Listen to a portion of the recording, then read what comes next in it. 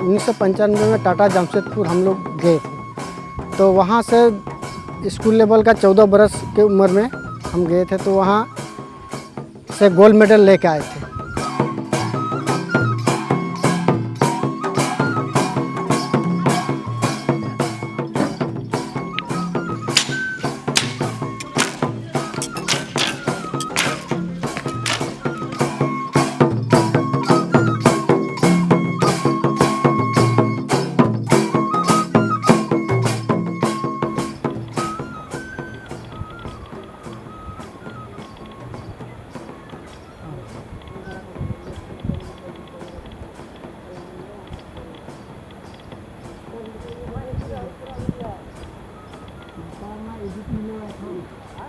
तीर कमान आदिवासी संस्कृति और जीवन का एक अहम हिस्सा है। प्राचीन काल से ये उनके जीवन यापन, सुरक्षा और परंपरा से जुड़ा हुआ हथियार है। आज जब दुनिया और हमारा देश काफी बदल चुका है और तीर धनुष अब हथियार के तौर पर नहीं बल्कि खेल के एक यंत्र के तौर पर इस्तेमाल होने लगा है। आदिवासी भारत भी बदला है, लेकिन अभी भी तीर कमान उनकी जीवन और परंपरा में अपनी अहमियत बनाए हुए है। किसी भी आदिवासी की तरह राजेश ने भी बचपन से ही तीर चलाना सीख लिया था। गांव के बाकी बच्चों की तरह उन्हें भी ये कला किसी ने सिखाई नहीं थी। अपने परिवार और परिवेश में उनके लिए ये एक सामान्य बात थी, लेकिन जब वो स्कूल पहुंचे तो उनके खेल के टीचर ने उनमें कुछ खास देखा। उनका निशाना और तीर की गति से वो चकित हो जाते। उन्होंने इस बालक पर विशेष ध्यान देना शुरू किया और उसे एक बड़े आयोजन में भेजा। वो इस आयोजन में गोल्ड मेडल जीत कर लाया था। जब वो इस आयोजन से लौटा तो जिले के सभी बड़े लोगों ने उसका सम्मान किया।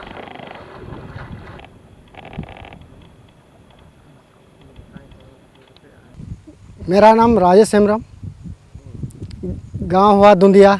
हम आर्चरी में जब सिलेक्शन दुमका से हुए थे 1995 में, और 1995 में टाटा जमशेदपुर हम लोग गए थे। तो वहाँ से स्कूल लेवल का 14 बरस की उम्र में हम गए थे, तो वहाँ से गोल्ड मेडल लेके आए थे। तो वहाँ से हम लोग आए तो दुमका में भी साहब लोग हमको प्राइज़ दिया। तो वहाँ से बाद में वहाँ हमको टाटा जमशेदपुर में बोला कि चिट्ठी आपको भेज देंगे। मैंने वहाँ से चिट्ठी उठी कुछ नहीं आया अभी 2022 तक में।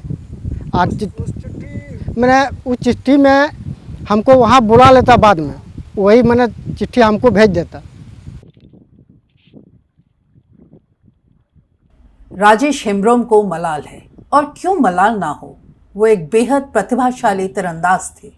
उनमें वो दम और कौशल था कि वो अपने देश और परिवार का नाम दुनिया भर में रोशन कर सकते थे। वो एक खिलाड़ी के तौर पर शोहरत के हकदार थे, लेकिन उनके साथ तथाकथित सिस्टम ने धोखा किया। उनके साथ हुई नाइंसाफी का परिणाम ये है कि एक प्रतिभाशाली खिलाड़ी आज मयूराक्षी नदी के किनारे गाय बैल चराकर अपना परिवार पालता है। जब उनसे तीरंदाजी की बात करो तो उनके जख्म हरे हो जाते हैं। मेरा बना हुआ तीर धनुष से मैंने गए थे, तो वहाँ से गोल्ड मेडल लेके आए थे। तो वहाँ से जो लेके आए थे तो यहाँ मैंने कोई हमको सपोर्ट ही नहीं कर रहा था, इसीलिए इंटरनेशनल भी नहीं जा पाए। और मैंने शिकारी वाला तो नहीं जाता है वहाँ स्पोर्ट के लिए, लेकिन वही स्पोर्ट के लिए तो दूसरा होता है। इसके बाद 3 लाख या 50,000 इतना दाम है, तो कहाँ से पाएंगे हम लोग गरीब आदमी। और कोई सपोर्ट यहाँ से दुमका से भी कोई हमको नहीं दिया, इसीलिए आगे नहीं जा पाए। इसके बाद अभी देखते हैं कि पूरा हाई फाई वहाँ चल रहा है हॉस्टल में, आर्चरी हॉस्टल में, एकेडमी में।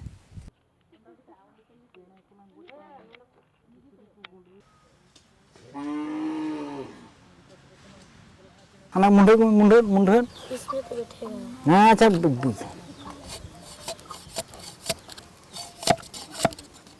फोटो था बा अदो नोदन दो का आलम दो तड़ाने है लन जादन बड़ा का चलाना और उसे में हजू ना आलम पुराना।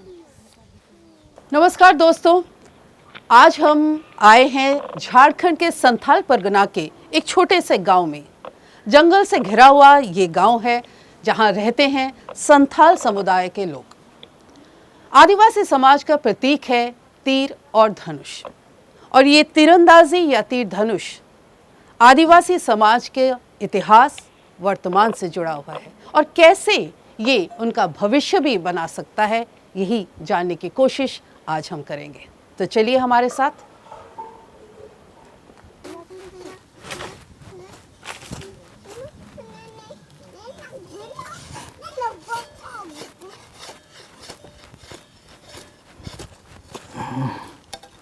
जूतना का पलंग चला। ये क्या कर रहे हैं आप लोग? ये चिड़िया को मारने के लिए तीर धनुष बना रहे हैं। अच्छा, आपका नाम क्या है? मेरा नाम सिमल टुडू। सिमल। अच्छा सिमल जी, ये बताइए कि ये आप पूरा ये तीर धनुष जो है किस चीज का बनता है? बांस का या लकड़ी से बनाते हैं? नहीं, बांस का बनाते हैं। अच्छा, तो ये बांस आप कहाँ से लाते हो? ऐसे तो हम लोग लगाते हैं, इसीलिए कुछ मिलता है, कुछ मतलब आसपास के जो जंगल है। आसपास जंगल में। अच्छा अच्छा, तो आप अपने गांव में अकेले ही ये बनाते हो क्या कोई और भी बनाता है? नहीं, सारे आदमी बनाता है। सारे आदमी मतलब हर घर में किसी ना किसी को आता है? बनाता है। और ये आपने सीखा कहाँ से? नहीं, हम लोग तो परंपरा है ना, तो परंपरा है तो हम लोग तो जैसे हो गया ये क्या बोलते हैं, ये क्या सुरहाई में ये क्या बोलते हैं, बिझा हम लोग बिनते हैं करने में। मुश्किल का काम ये, क्योंकि खींचना अपने आप में काफी ताकत लगती होगी। हाँ, ताकत तो लगाना पड़ता है। अच्छा, और ये भी पूरे बांस का बना हुआ है? हाँ, पूरा बांस का है। ओहो। आप देख लीजिएगा, लेकिन यहाँ रस्सी का है। अच्छा, इससे हाँ, ये रस्सी से आपने बांधा है, पर बाप रे। और तीर तीर कैसे होते हैं? तीर तो ऐसे बनाते हैं हम लोग, इसको हम लोग बोलते हैं टुट्टी बोलते हैं। किसको टुट्टी बोलते हाँ, हैं? संथाली में टुट्टी बोलते हैं। अच्छा, तीर को टुट्टी बोलते हैं। और ये धनुष को आ बोलते हैं। आह। हाँ, आ। टुट्टी और आह। हाँ। अच्छा, और ये किस चीज? पंछी का है। कौन से पंछी का? कोई भी पंछी का हो सकते। अच्छा, और ये लकड़ी का है? हाँ, लकड़ी का है। पर ज्यादातर तीर में तो हम देखते हैं एक नोकीला सा एक होता है ना लोहे का, तो हाँ, लोहे। हम लोग को उधर लोहे का नहीं लगाते हैं। अच्छा, लोहे का हम लोग इसको हाँ, लगा। हाँ, ऐसे। इसको पड़ी बोलते हैं। दिखाना। इसको पड़ी बोलते हैं। अच्छा, और ये सींग का हो गया। ये सींग का है। हाँ, कोई भी सींग का। तो इससे ये इस वाले तीर से आप किसका शिकार करते हैं? बड़ा जानवर को। जैसे बड़ा जानवर हो गया, जैसे बाघ भालू हो गया। बाघ भालू है तो है। इन जंगलों में बाघ भालू तो नहीं है? नहीं है तो फिर? कभी भी आ सकता है ना, इसलिए अच्छा। साथ में रखते हैं। सुअर? हाँ, सुअर से भी? सुअर। इसीलिए हम लोग ये लोग 2 ठो लेते हैं और एक ठो लेते हैं। अच्छा, मतलब ये ज्यादा, ये पंछी के लिए? हाँ, पंछी के लिए। अच्छा, और ये जो है ये है आपका? हाँ, मतलब खतरनाक के लिए कोई भी आ सकता थोड़ा है। सा, हाँ। हाँ, तो सांप हो गया, कुछ भी हो जानवर, बड़ा जानवर के लिए। और ये भी आप घर पे बनाते हो या नहीं, खरीदते हैं। ये जो हटिया हाट हाँ, जो हाँ, लगती है हाँ, उसमें 50 रुपये में लेते हैं। अच्छा, एक एक का। अच्छा, तो आपने देखा कि कैसे इस गांव के छोटे छोटे बच्चे भी कितने अच्छी तरह से तीर धनुष चलाते हैं। पर बुरा इस बात का लगता है कि आज जब पूरे देश में तीरंदाजी या आर्चरी एक बहुत बड़े मायने में एक अच्छी स्पोर्ट्स मानी जाती है, लोग मेडल्स भी लाते हैं, इन छोटे छोटे गाँव में छोटे छोटे बच्चे को कोई आइडिया तक नहीं है कि इनका भविष्य ये तीरंदाजी से कैसे आगे बढ़ सकता है।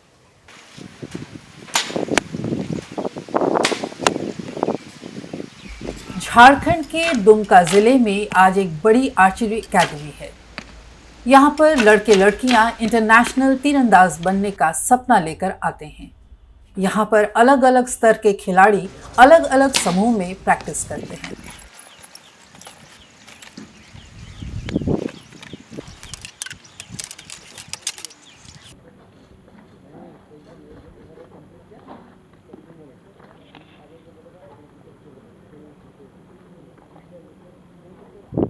पब्लिक मनी पार्लियामेंट से निश्चित फंड है उनका, और जितना प्राइवेट चैनल को मिलता है। साइमन और दिनेश दोनों ही नेशनल लेवल के खिलाड़ी हैं। हमने देखा कि वो कई घंटे से लगातार प्रैक्टिस कर रहे हैं। अभी हम नेशनल लेवल तक खेल चुके हैं, और अगर मौका मिल जाए अच्छा से प्रैक्टिस करेंगे तो लगभग जो जूनियर वर्ल्ड कप होता है उसमें भी ट्रायल देने का चांस मिल जाएगा, और अगर उसमें अच्छा स्कोर करेंगे तो फिर इंडिया टीम से जगह मिल जाएगा।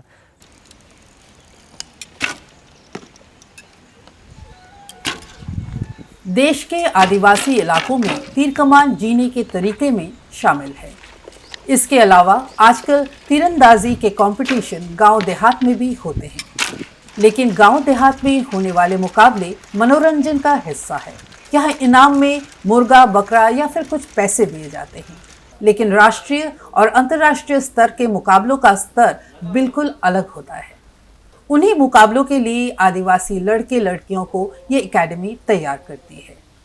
यह है कि आप जब गांव में चलाते हैं तो सिर्फ यही रहता है कि मेरा टारगेट है और यहाँ लगना चाहिए, और यहाँ पर होता है कि बार बार लगना चाहिए, कि अगर एक बार मेरा यहाँ आया दूसरा बार वहाँ आया, ऐसे नहीं होना चाहिए। अगर ये तीर मेरा बार बार यहाँ पर आता तो यहीं आना चाहिए। और जो गांव घर में करते हैं हम लोग, अगर एक तीर मेरा यहाँ आया दूसरा वहाँ चला गया तो उसमें कोई दिक्कत नहीं होता है, चलो एक तीर बाहर चला गया कोई दिक्कत नहीं। और यहाँ पर यह होता है कि आपको बार बार हर तीर एक जगह पर आना चाहिए और एक ग्रुप आना चाहिए। राष्ट्रीय और अंतर्राष्ट्रीय मुकाबलों में इस्तेमाल होने वाले तीर कमान एक बेहद आधुनिक मशीन बन चुके हैं। इन मुकाबलों में इस्तेमाल होने वाले धनुष खास मटेरियल से तैयार होते हैं।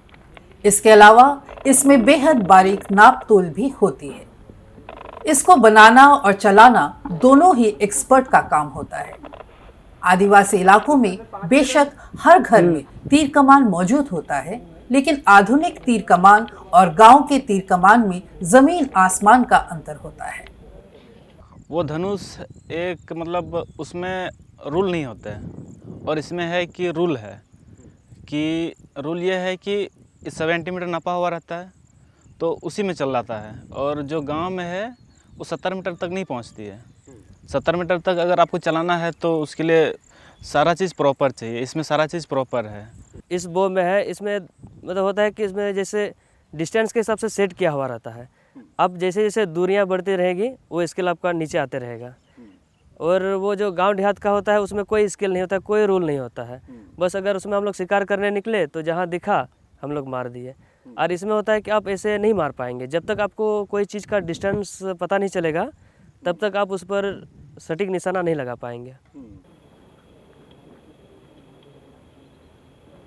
इस एकेडमी में एक निश्चित शेड्यूल और सख्त अनुशासन का पालन करते हुए खिलाड़ी प्रैक्टिस करते हैं। यहाँ के खिलाड़ी इतने डिसिप्लिन हैं कि कोच की गैर मौजूदगी में भी दिलो जान से प्रैक्टिस में लगे रहते हैं। आप सही सुन रहे हैं, ये लड़के लड़कियाँ फिलहाल बिना कोच की देखरेख के ही प्रैक्टिस कर रहे थे। इस एकेडमी में कुल 65 लड़के लड़कियाँ तीरंदाजी की ट्रेनिंग लेते हैं। इनको ट्रेनिंग देने के लिए 4 कोच नियुक्त किए गए हैं। एकेडमी के प्रशासन से जुड़े लोग भी ये मानते हैं कि ये एक मसला है। आपका कहना सही है। हम लोगों ने सरकार को प्रपोजल भी भेजा है। 1-2 समस्या और है इसमें। तीरंदाजी 3 तरह के होते हैं, भारतीय परंपरा, मॉडर्न परंपरा में कंपाउंड और रिकर्व। यहाँ हमारे पास रिकर्व के जो कोच हैं सिर्फ एक है, वो भी सरायकेला खरसावां आना जाना करते हैं। दूसरा है कि लड़कियों का कोच नहीं है, जबकि लड़की अब 10-15 हो गई हैं। तो हम लोगों ने सरकार को लिखा है, एसोसिएशन की तरफ से हमारे विधायक नलिन सोरेन जी ने भी लिखा है, और उस अंडर प्रपोजल है। हो सकता है कि जल्द आ जाएंगे कोई लड़की का भी कोच और रिकर्व के भी permanent coach. 2 3 up 1 2 up 1 2 3 up 1 2 1 2 3 draw 1 2 3। ये लड़के लड़कियां एकेडमी में नए बैच में आए हैं। करीब 2 महीने बीत चुके हैं, लेकिन अभी तक इन्हें इक्विपमेंट्स नसीब नहीं हुए हैं। वो पूरी लगन से मेहनत कर रहे हैं, लेकिन उनकी असली ट्रेनिंग कब शुरू होगी ये वो नहीं जानते हैं। उनका इंतजार लगातार लंबा और लंबा होता जा रहा है। इस इंतजार का उनके उत्साह पर अच्छा असर तो नहीं पड़ता होगा। अभी क्या इक्विपमेंट्स की कमी थोड़ा हो गई है और वो लोग टेंडर उंडर किए हैं। अब कब डिसीजन होता है, वो फूडिंग वूडिंग सब ठीक है, लेकिन मेन तो हमें खेलना है ना। खाना तो खा लेंगे, लेकिन इक्विपमेंट्स ही नहीं रहेगा। तो वो लोग प्रोसेस में है आने का। अभी हम लोग 2 महीने से इंतजार किया, अभी इक्विपमेंट्स नहीं आ सका है। तीरंदाजी के बारे में शायद कम ही लोगों को पता होगा कि यह एक बेहद महंगा खेल है। एक आदिवासी के लिए इस खेल के लिए आधुनिक तीर कमान हासिल करना असंभव ही लगता है। भारत में इस खेल में माहिर लोगों की कमी नहीं है, लेकिन इस खेल में प्रोफेशनल खिलाड़ी तभी तैयार होंगे जब इस खेल को लगातार आर्थिक समर्थन मिलता रहेगा।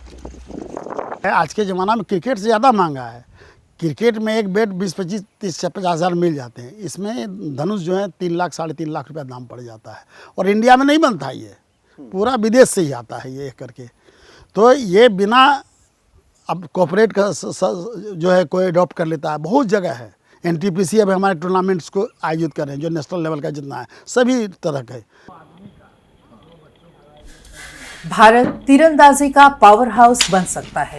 देश में और खास तौर से देश के आदिवासी इलाकों में इस कला के माहिर लोग मौजूद हैं, लेकिन ईमानदारी और दृढ़ निश्चय के साथ साथ दूरदर्शी नीति के दम पर ही ये काम किया जा सकता है। तीरंदाजी को लेके आदिवासी बच्चों में हुनर भी है और हौसला भी, पर ज़रूरत है 2 चीज़ों की। एक है इन्हें प्रोफेशनल लेवल की ट्रेनिंग मिले, और दूसरा इन्हें इस खेल में अपना सुरक्षित भविष्य नजर आए।